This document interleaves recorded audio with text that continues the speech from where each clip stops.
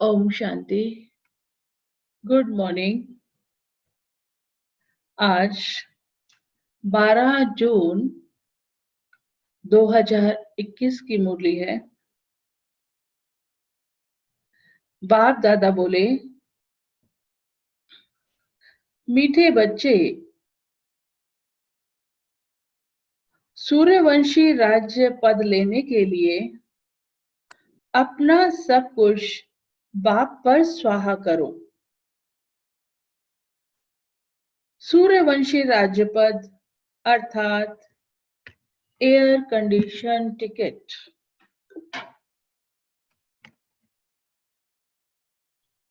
प्रश्न है, इस दुनिया में तुम बच्चों से अधिक खुश नसीब कोई भी नहीं, कैसे? बाबा ने कहा, उत्तर है, तुम बच्चों के सम्मुख बेहद का बाप है।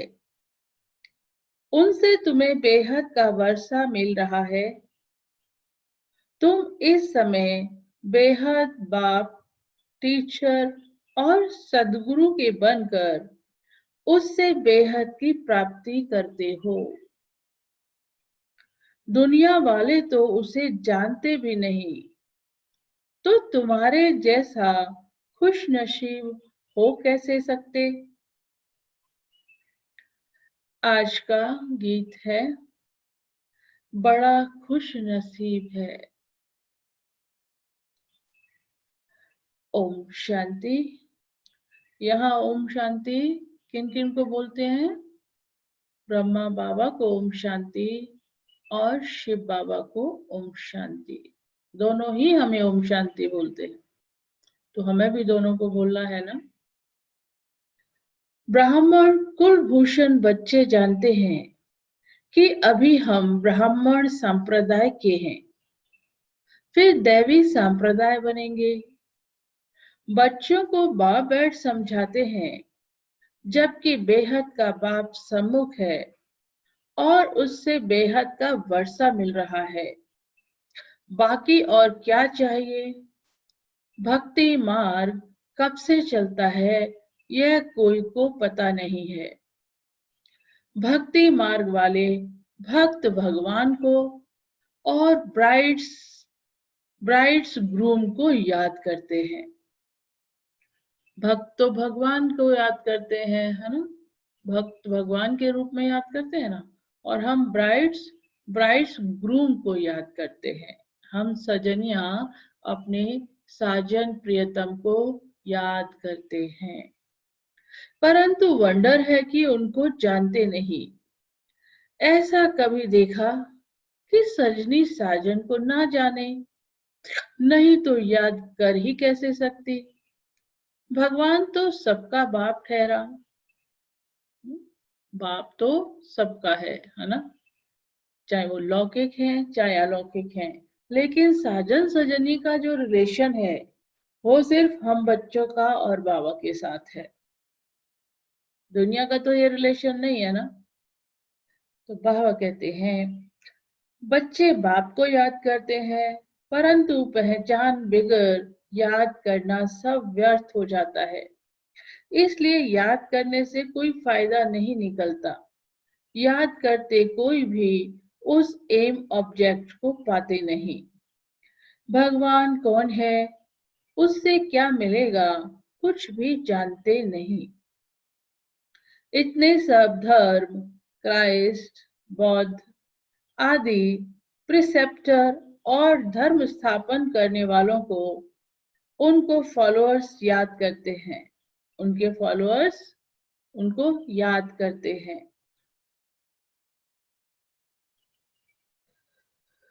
परंतु उनको याद करने से हमको क्या मिलना है, कुछ भी पता नहीं। इससे तो जिस्मानी पढ़ाई अच्छी है। एम ऑब्जेक्ट तो बुद्धि में रहती है ना। बाप से क्या मिलता है, टीचर से क्या मिलता है और गुरु से क्या मिलता है? पूछ रहे हैं बाबा, प्रश्न कर रहे हैं हमसे। यह और कोई नहीं समझ सकते हैं।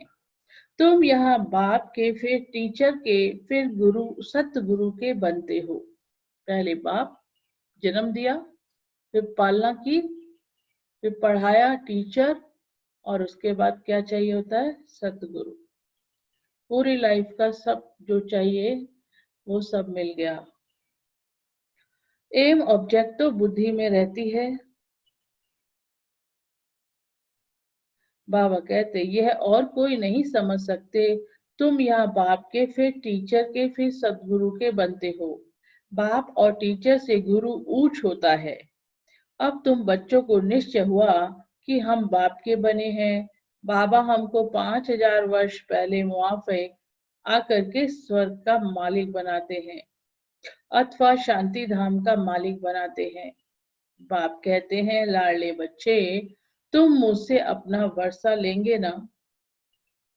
सब कहते हैं, हाँ बाबा, क्यों नहीं लेंगे। अच्छा, चंद्रवंशी रामपद पाने में राजी होंगे? तुमको क्या चाहिए? बाप सौगात ले आए हैं। तुम सूर्यवंशी लक्ष्मी को वरेंगे या चंद्रवंशी सीता को? तुम अपनी अक्ल तो देखो। श्री नारायण को वह श्री लक्ष्मी को वरने लायक हो। बिगर लायक बनने के वर कैसे सकते? अब बाप बैठ समझाते हैं, हूबहू जैसे कल पहले समझाया था, फिर से समझा रहे हैं। तुम फिर से आकर वर्षा ले रहे हो। तुम्हारी एम ऑब्जेक्ट ही है बेहद के बाप से बेहद का वर्षा लेने की।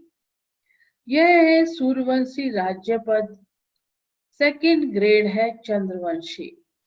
जैसे air condition first class, second class होते हैं ना, तो सत्युग की पूरी राजधानी एयर कंडीशन समझो। एयर कंडीशन से ऊंच तो कुछ होता नहीं। फिर है फर्स्ट क्लास। तो अब बाप कहते हैं, तुम एयर कंडीशन का सूर्यवंशी राज्य लेंगे व चंद्रवंशी फर्स्ट क्लास का। एयर कंडीशन की टिकट है सत्युग की टिकट, और फर्स्ट क्लास की टिकट है चंद्रवंशी त्रेता की। उससे भी कम तो फिर सेकंड क्लास में नंबरवार वारिस बनो। फिर तुम पीछे पीछे आकर राज्य पाएंगे। नहीं तो थर्ड क्लास प्रजा। फिर उनसे उनमें भी टिकट रिजर्व होती है। First class reserve, second class reserve. First class की जो टिकट होती है ना, उसमें भी कुछ सीटें रिजर्व होती है, वो उन्हों की ही होती है। ऐसे ही सेकंड क्लास की जो टिकट होती है, उसमें भी कुछ सीटें रिजर्व होती है। रिजर्वेशन हम कराते हैं ना टिकट का, तो होता है ना, रिजर्व होती है कुछ सीटें, वो और किसी को नहीं मिलेगी, उन्हीं को मिलेगी, उन्हीं स्पेशल क्लास वालों को मिलती है। तो ऐसे ही यहाँ भी बाबा कह रहे हैं सीटें रिजर्व होती हैं। बाकी सुख तो वहां है ही। अलग अलग कंपार्टमेंट तो है ना। साहूकार आदमी टिकट लेंगे एयर कंडीशन की। तुम्हारे में साहूकार कौन बनते हैं?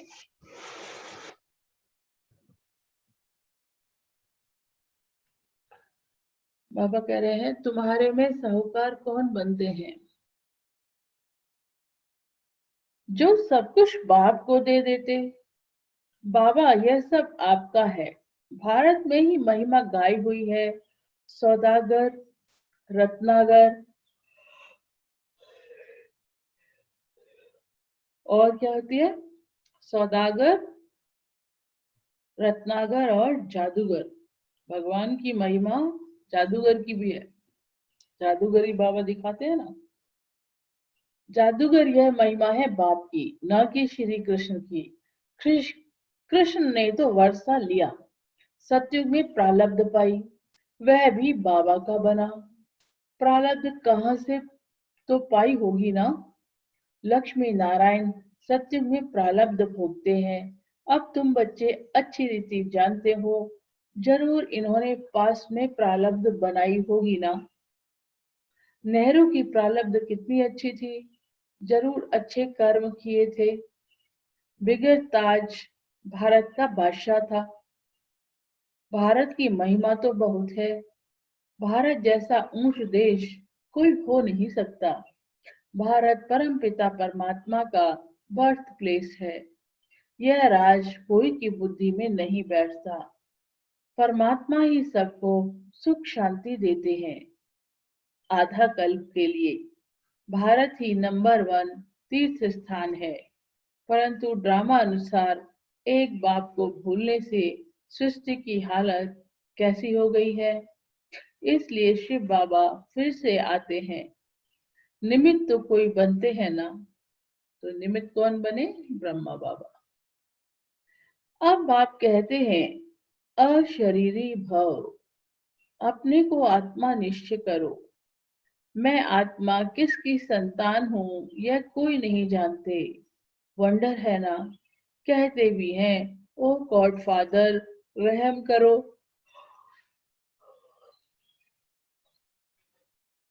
शिव जयंती भी मनाते हैं, परंतु वह कब आए थे कोई को पता नहीं। और यह है 5000 वर्ष की बात। बाप ही आकर नई दुनिया सत्युग स्थापन करते हैं। सत्युग की आयु लाखों वर्ष तो है नहीं, तो घोर अंधियारा है ना। गीता का उपदेश कितने आकर सुनते हैं, परंतु न पढ़ाने वाले न पढ़ने वाले कुछ समझते हैं। बाप कितना सहज कर समझाते हैं, सिर्फ बाप को याद करो। ग्रस्त व्यवहार में रहते कमल फूल समान बनो। विष्णु को ही सब अलंकार दिए हैं। शंख भी दिया है, फूल भी दिया है। वास्तव में देवताओं को थोड़े ही दिया जाता है। यह कितनी गुह्य गंभीर बातें हैं ब्राह्मणों के अलंकार। परंतु ब्राह्मणों को कैसे देवे? आज ब्राह्मण हैं, कल शूद्र बन पड़ते हैं। ब्रह्मा कुमार ही शूद्र कुमार बन पड़ते। माया देरी नहीं करती। अगर कोई गफलत की, बाप की श्रीमत पर न चला, बाबा क्या कह रहे हैं, अगर कोई गफलत की, बाप की श्रीमत पर न चला, बुद्धि खराब हुई, माया अच्छी तरह चमाच मार मुंह फेर देती है। मनुष्य गुस्से में कहते हैं ना, थप्पड़ मार मुंह फेर दूंगा। ऐसे भी कहते हैं ना, जब गुस्सा आता है किसी को तो कहते हैं अच्छा एक थप्पड़ मारूंगा तेरा मुंह टेढ़ा हो जाएगा। ऐसे भी बोलता है ना, सबके अपने अपने तरीके होते हैं। तो वहां बाबा भी यही कह रहे हैं कि अगर कोई भी गलत गफलत की तो माया हमें हमारा मुंह फेर देती है। तो माया भी ऐसी है, बाप को भूले और माया एक सेकंड में थप्पड़ मार मुंह फेर देती है। एक सेकंड में जीवन मुक्ति पाते हैं। माया सेकंड में जीवन मुक्ति खत्म कर देती है। कितने अच्छे अच्छे बच्चों को माया पकड़ लेती है। देखती है कहाँ गफलत में है तो झट थप्पड़ लगा देती है। बाप तो आकर पुरानी दुनिया से मुंह फिराते हैं। लौकिक बाप कोई गरीब होता है, पुरानी झोपड़ी में रहते हैं, फिर नया बनाते हैं तो बच्चों की बुद्धि में बैठ जाता है बस अब नया मकान तैयार होगा, हम जाकर बैठेंगे, यह पुराना तोड़ देंगे। अब बाप ने तुम्हारे लिए हथेली पर बहिष्ट अथवा बैकुंठ लाया है। कहते हैं लाडले बच्चे आत्माओं से बात करते हैं। इन आंखों द्वारा तुम बच्चों को देख रहे हैं। बाप समझाते हैं मैं भी ड्रामा के वश हूँ। ऐसे नहीं ड्रामा के बगैर कुछ कर सकता हूँ। नहीं, बच्चे बीमार पड़ते हैं, ऐसे नहीं मैं ठीक कर दूंगा, ऑपरेशन करने से छुड़ा दूंगा। नहीं, कर्म भोग तो सबको भोगना ही है। देखो ब्रह्मा बाबा ने भी भोगा, मम्मा ने भी भोगा, है ना, दादियां, सब, सबको कर्म भोग अपना अपना भोगना ही है। ये लॉ बना हुआ है। सृष्टि लव और लॉ के साथ चल रही है। इसमें बाबा भी कुछ नहीं कर सकते। बाबा हमें मदद देते हैं। बाबा हमारे अंदर शक्तियां भरते हैं, सहन शक्ति, पावर भरते हैं, हाँ, ज्ञान की समझ देते हैं कि बच्चे अगर ये हो रहा है तो क्यों हो रहा है। तो बाबा के साथ साथ चलते रहेंगे तो वो हल्का हो जाएगा। जैसे सूली सूली के समान कोई हमारा दुख है ना, वो क्यों आता है? हमारे अपने ही गलतियों से कभी की होंगी तो ही हमारे सामने आता है ना। इसके लिए कोई दोषी थोड़ी है। लेकिन बाबा के साथ अगर बाबा के श्रीमत पर सही चलते हैं तो पहाड़ जैसा दुख कैसा बन जाएगा? सूली के समान कांटा बन जाएगा। लेकिन कुछ ना कुछ तो भोगना ही पड़ेगा, क्योंकि गलती तो हमने ही की है और हर गलती की सजा जरूर मिलनी चाहिए। ये लॉ है। नहीं तो अगर नहीं मिली, चलो बाबा हमारा जादूगर भी है, जादूगर बन के सब ठीक कर दिया। उसके बाद पता है क्या होगा? हम उससे भी ज्यादा बड़ी बड़ी गलतियां करना शुरू कर देंगे। इसलिए ये बहुत एक्यूरेट ड्रामा है कि हमें हर एक को, कोई भी, जब ब्रह्मा बाबा को भी खांसी आती थी तो बाबा कहते थे ना, बाबा शिव बाबा से कहते थे, बाबा मैं आपका रथ हूँ, मुझे थोड़ी सी रियायत तो दे दो, मेरी खांसी ठीक कर दो। तो शिव बाबा क्या कहते थे? बच्चे ये तो तुम्हारा ही कर्म भोग है, तुम्हें ही चुकता करना है। मम्मा को भी कैंसर हुआ, दादियां भी देखो, है ना, सबने अपने अपने कर्म भोग चुकता किए ना। लेकिन जब हम बाबा की याद में होते हैं तो बाबा की शक्ति हमें मिलती रहती है। और वो जो दुख जितना कष्टदायी होता है वो फिर हमें वो उतना नहीं लगता। लेकिन हर कर्म का फल तो भोगना है। अच्छा कर्म किया तो अच्छा हमें ही मिलेगा, सुख हमें ही मिलेगा। लेकिन अगर हमने कुछ गलत किया है तो वो दुख भी तो कोई और थोड़ी लेगा, वो भी तो हमें ही करना है ना। तो ये बड़ा सिस्टम बना हुआ है। इस सिस्टम को बाबा भी बदल नहीं सकते। ये बड़े कायदे से ड्रामा बना हुआ है। तो बाबा कहते हैं नहीं, कर्म भोग तो सबको भोगना ही है। तुम्हारे ऊपर तो बोझा बहुत है, क्योंकि तुम सबसे पुराने हो, सतो प्रधान से एकदम तमो प्रधान बने हो। अब तुम बच्चों को बाप मिला है तो बाप से वर्षा लेना चाहिए।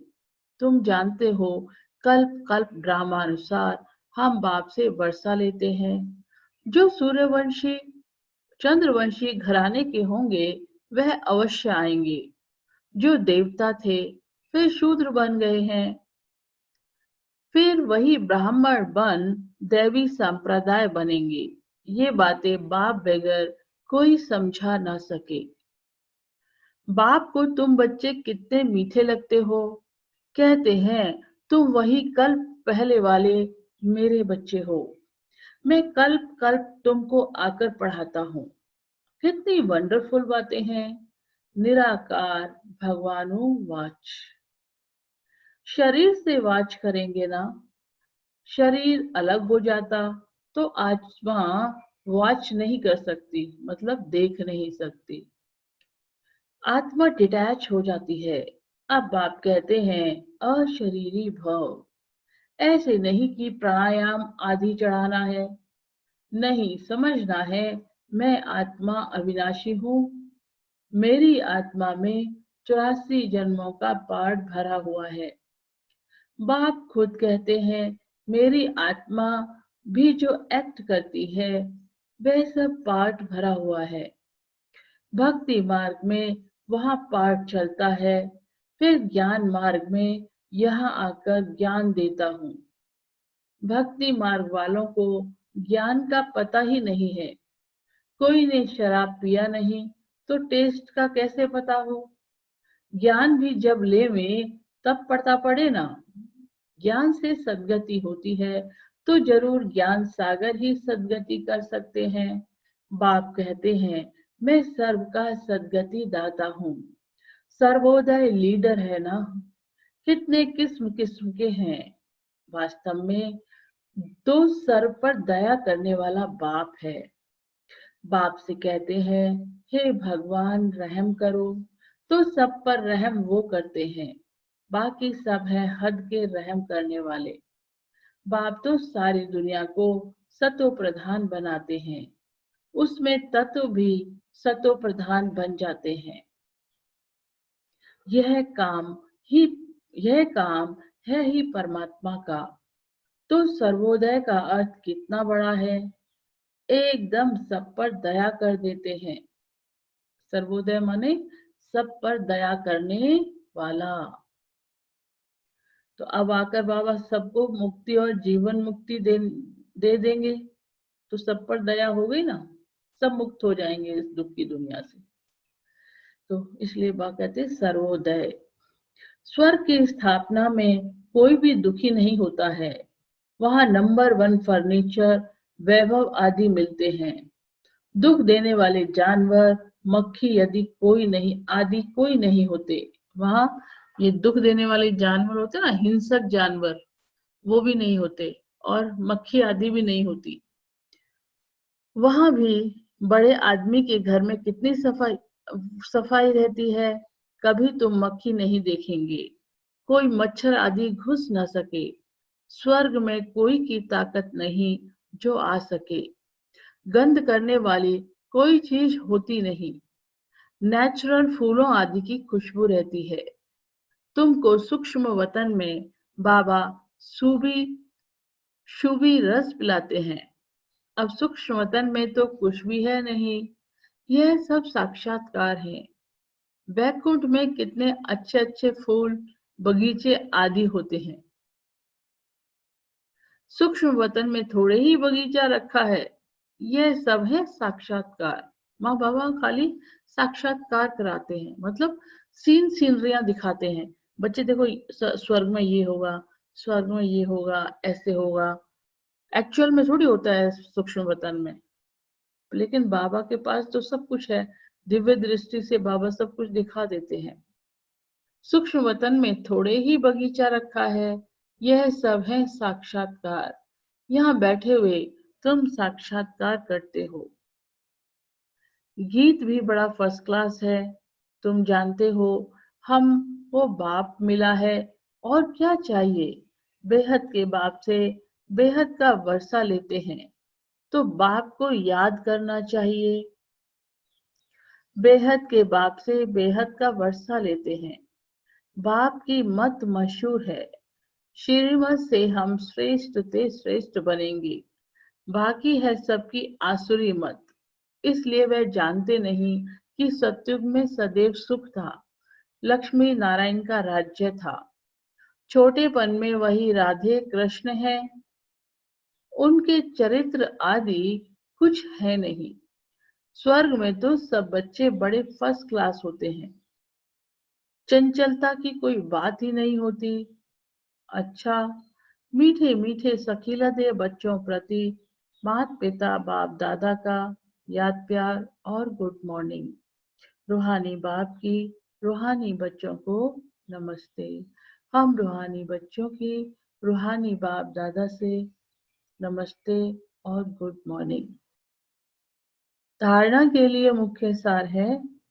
पहला पॉइंट है, जब इस पुरानी दुनिया से मुंह फेर लिया, तो फिर ऐसी कोई गफलत नहीं करनी है जो माया अपनी तरफ मुंह कर ले। श्रीमत की अवज्ञा नहीं करनी है। बाप से पूरा वर्षा लेना है। दूसरा है, बाप पर अपना सब कुछ स्वाह कर पक्का वारिस बन सत्युगी एयर कंडीशन की टिकट लेनी है। कौन सी टिकट लेनी है? एयर कंडीशन की टिकट, सत्युग की टिकट लेनी है। एम ऑब्जेक्ट को बुद्धि में रख पुरुषार्थ करना है। वरदान है, सेकंड में सर्व कमजोरियों से मुक्ति प्राप्त कर मर्यादा पुरुषोत्तम बनने वाले सदा स्नेही भव।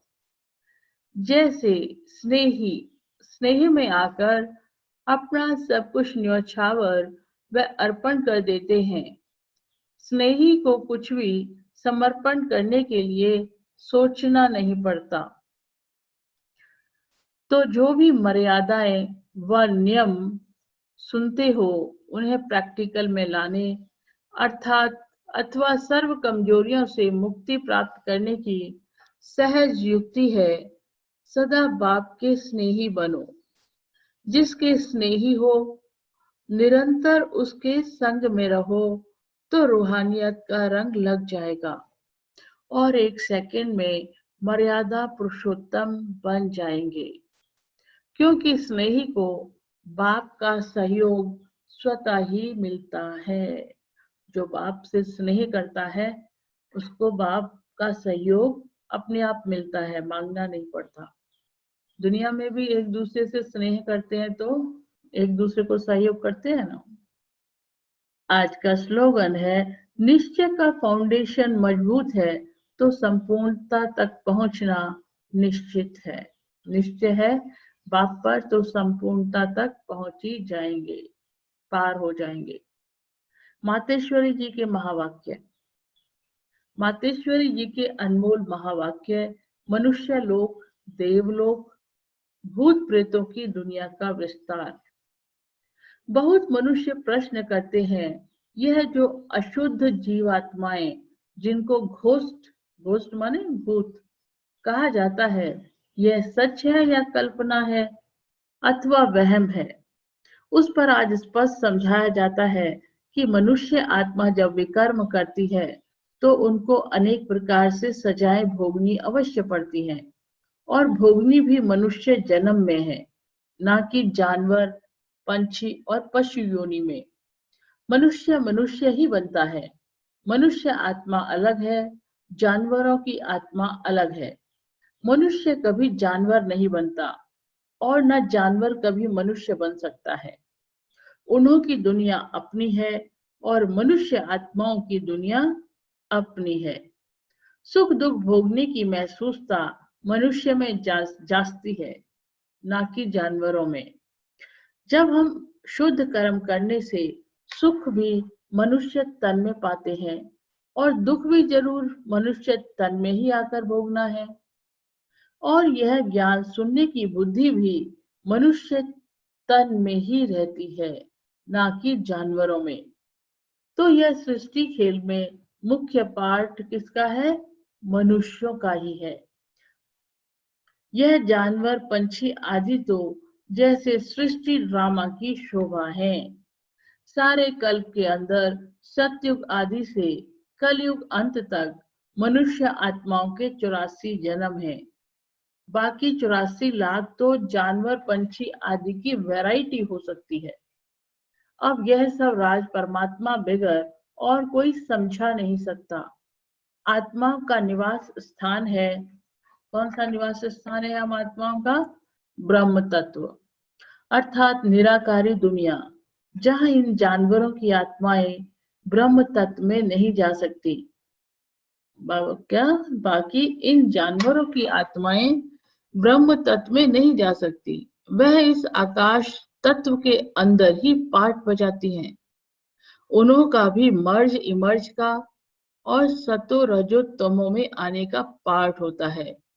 इसलिए हमें प्रकृति के बहुत विस्तार में न जाकर पहले अपनी आत्मा का कल्याण करें, अर्थात मन मना भव। अब आते हैं मनुष्य आत्मा पर।